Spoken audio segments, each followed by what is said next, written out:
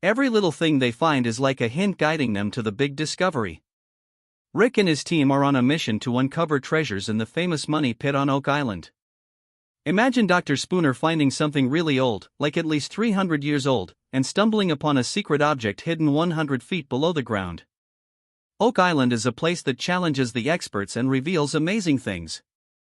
So, what's the most important thing they might find there?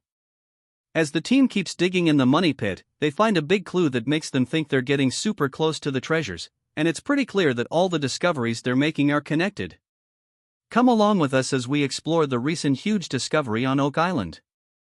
After more than 10 years of searching, Rick, Scott Barlow, and Roger Farah went underground in the money pit location during Season 10 when the garden shaft reconstruction was almost done.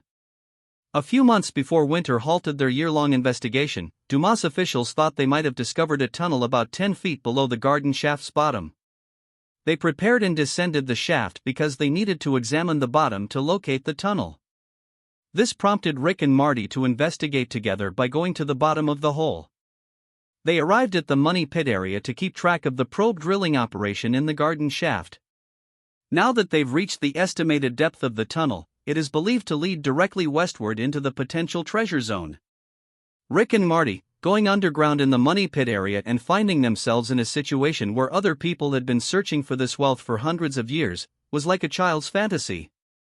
It was time for the metal detecting expert to see what he could find at the bottom after all the signs of gold were found in water and wood samples during the reconstruction of the garden shaft. Gary used his metal detector and found a hole 2 feet below the surface. By scanning through the dirt and water, the detector finally beeped to indicate that it had found something.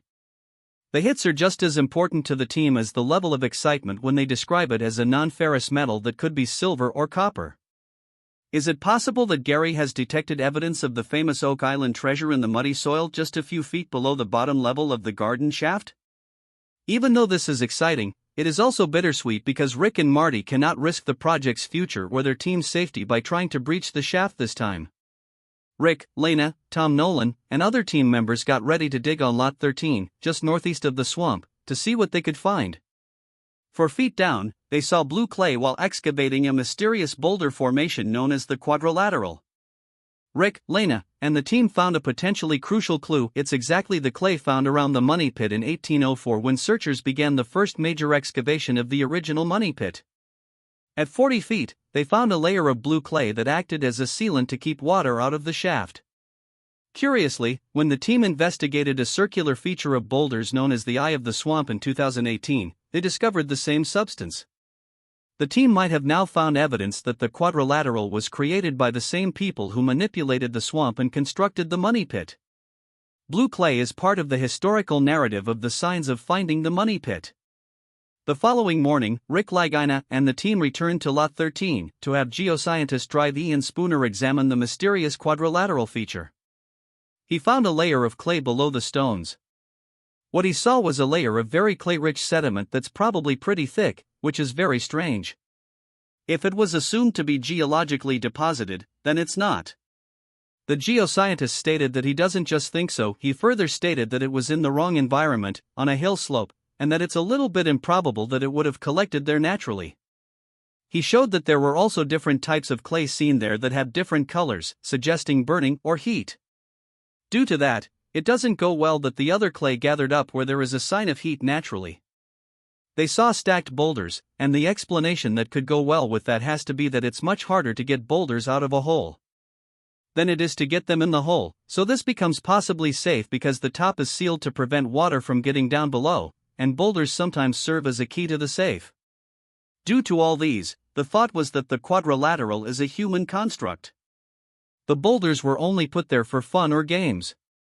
Anything that predates the original discovery of the money pit provides an opportunity to believe that it may be the original work, but putting this so-called staple in line with the laborious effort it took to create the Great Quadrilateral is certainly puzzling.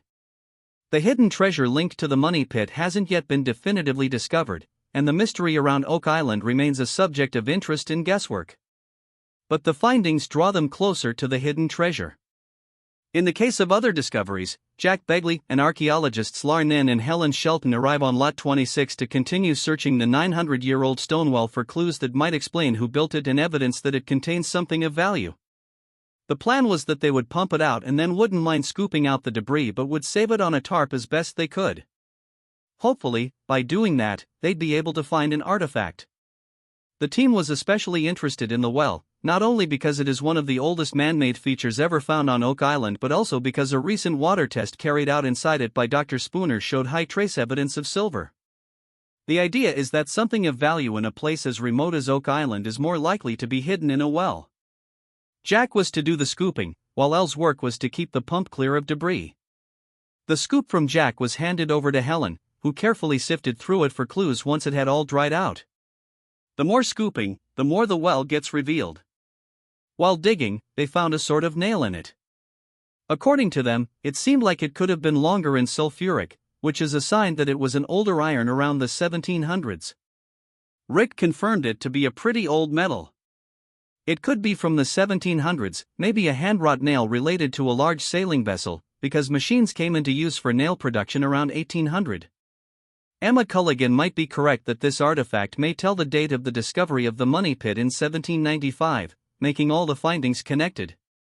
The material identified to be used is pretty heavy, and rust can be seen from its patina.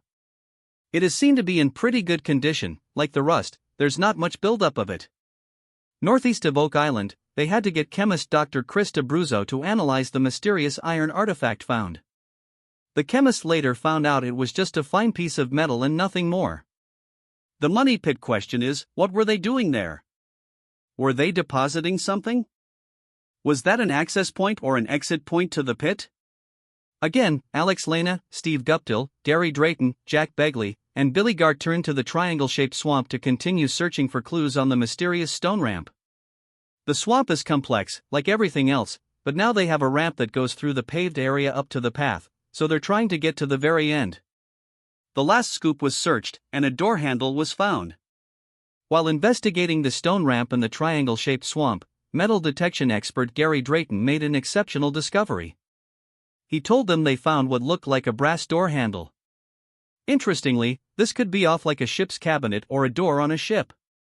This could also give a date and period and help guess the exact time of happenings there. It got them wondering if it could be connected to the many other pieces of ships and cargo barrels that the team has found in the swamp over the past several years. Maybe it gives more evidence that the stone ramp and the types of equipment used in building the money pit and the 800-year-old paved area were used to offload something of great value onto Oak Island. A big fact is that it is an artifact. As operations continued on Oak Island, Rick Lagina, together with his nephews Alex and Peter, Oak Island historian Doug Krell, and researcher Corian Moll, arrived in Camerado, Italy, where they had a meeting with researchers Emiliano Chetti and Alberto Re. The Knights Templar Order has remained shrouded in mystery since it was established in 1118 in Jerusalem. They were headquartered on the original site of King Solomon's Temple to protect Christian interests in the Holy Land during the Crusades. They became extraordinarily wealthy by developing one of the world's first banking systems, but in 1307, they were disbanded by the Catholic Church and persecuted by the King of France for the alleged crime of heresy. However, some believe that the Templars were targeted because they had come into possession of many priceless religious treasures. Those sacred valuables have never been found, and researchers like Corin and Emiliano believe that surviving members of the order smuggled them throughout Europe before ultimately hiding them in the New World on Oak Island. So, they went to the mouth of the Barani Cave, Venus Cave. The volcanic cave is one of the oldest caves in Camerano. We have the left and right arms, and according to Alberto, there is a slight difference. This arm should be a bit longer than this one, which is exactly what the lead cross exhibits. Is there an intimate relationship between the lead cross found on Smith's Cove Beach and what this cross represents? Are they aligned? The thoughts were that there is a connection with all findings. There's another amazing underground cave system, it's about 30 kilometers wide. Well, there are some interesting carvings in these caves, and Fabio will show and explain the meaning of those carvings. In a cave system known as the Grande Cimeti in Osimo, Italy, Alex Lena and his cousin Peter Fred have just found an ancient carving believed to have been made by members of the Knights Templar, matching one found on the so-called host stone, which was discovered in the 1920s on Oak Island. Is it possible that Peter and Alex have found a symbol in the Grande Cimeti related to the sacred treasures that many believe the Templar Order smuggled out of Europe between the 12th and 14th centuries? If so, Could the host stone be a critical clue as to where they are today? This circle with a dot is represented on the host stone. We are beginning to draw some connected tissue to perhaps Templar involvement on Oak Island. Despite the decrease in excitement about finding treasure, it's still interesting to think about how a group of Roman coins ended up on Oak Island. They were found in a setting that seems to belong to the 17th to 19th century. Archaeologists, historians, and people searching for treasure have always wondered if finding ancient European coins in North America by chance could support the idea of journeys across the Atlantic before Columbus. In 1980, Jeremiah Epstein from the University of Texas at Austin thoroughly studied ancient coin discoveries in the United States and published the findings in Current Anthropology. Following the usual practice in Current Anthropology, his article includes comments from various scholars, and the author responds to them. The article and the resulting discussion show an energetic debate.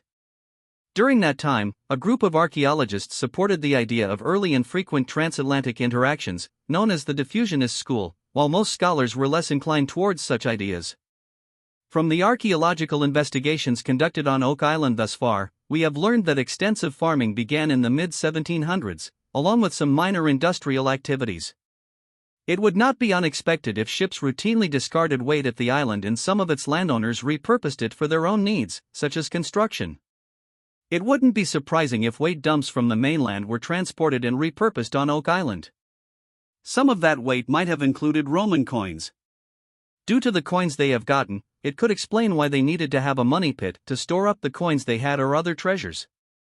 In seasons 10 and 11, they found some interesting things, like Nolan's Cross, which is a massive symmetrical cross made of 5 big rocks. It has a human face and a sword image related to the Templar tombs. They also found some Spanish coins from the 17th century and a Roman sword in the past few seasons. Want to know more about this? Check out the next video in this series now appearing on your screen.